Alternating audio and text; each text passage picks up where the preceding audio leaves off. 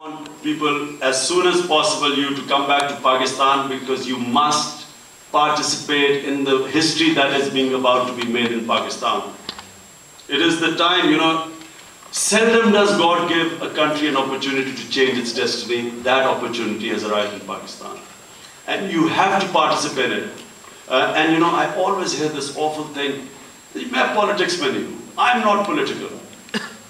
Only animals are not political. You want to know what non-political is? You should watch National Geographic or Animal Planet. You will see all these herds of deers and wildebeest, and you will see one lion coming in, and because they're non-political, they all run away, and that grabs one of their babies or something, and in front of everyone starts eating it, and they all run away because they're not political. Human beings are political.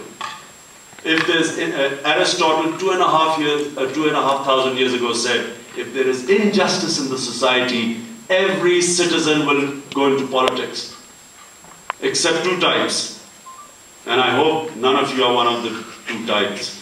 One is the timid, the cowardly, who are scared of Altaf Hussain, and so on,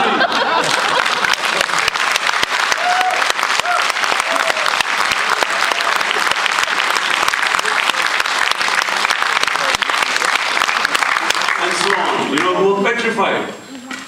So, they'll be like those animals that run away. If 20 of those deer stood up and charged the leopard would run away, or the cheetah. But they all run away. They're all non-political, so they all look after themselves because they're scared. And the other bit, he said, the materialist, who only thinks of himself. I've got a great factory. I always say, Imran sahab, aapko siyasat mein aane ki kya zarurat thi? Why did you have to come into politics? You don't need to come into politics. Why can't you? 5% of patients get free treatment.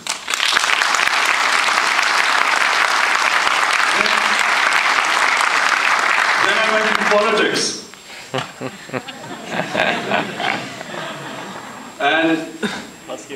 and 5 months old party. Now I'm going to come back on the vision. It's very important for you to understand. Because your vision is the roadmap. It sets your roadmap of when to compromise, when not to compromise. So this is the second thing you must understand for a leader. You will always be faced with choices.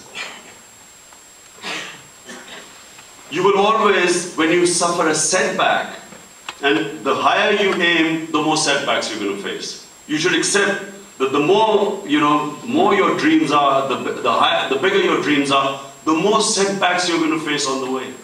You should never think, maybe in fairy tales it happens that someone just reaches to the top, but in real life it doesn't happen. Now, a leader is the one who learns from setbacks and never gets demoralized. Setback is a warning that you're doing something wrong. Setback is to strengthen the American embassy and was about to be shipped to Guantanamo. And there were so many other cases like that. Anyway, after that, there were a lot of other things happened. Missing persons, you know all about that. So many people have disappeared in Pakistan. And then this July, a British journalist called Yvonne Ridley, she came to me and told me that she wanted to do a press conference with me because this Yvonne Ridley was captured by the Taliban. I don't know whether you know about this or not. And she converted to Islam afterwards. And she then formed the Society for getting prisoners released from these detention centers. Not just Guantanamo. The detention centers where they are being subletted to other countries like Egypt, Pakistan, countries like us with, slave nations like us. So she came to Pakistan and did a press conference with me, and in that press conference, both of us sat down and she released this thing about a prisoner. Just give you a brief background about her. Some 5 years ago, a man came to my house and said, he is the uncle of Dr. Afia Siddiqui. And he said, she was on the FBI wanted list. And she found out she was on the FBI wanted list. So she was scared in Karachi, living with her mother and her sister. So she, rather than coming on plane because she thought she would be spotted because the Pakistani agencies were sort of looking for her, taking orders from FBI.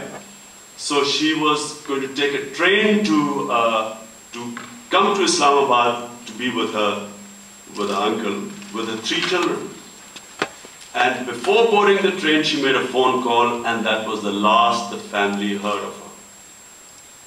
Then her mother called me up, her Afia's sister called me up.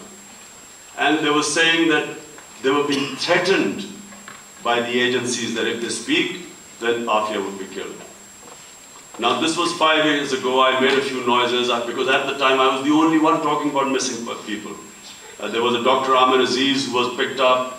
His mother called me up that Amir Aziz, he used to work in a cancer hospital. So I did a press conference. Then the PMA did a press conference, Pakistan Medical Association. Other parties came in, and he was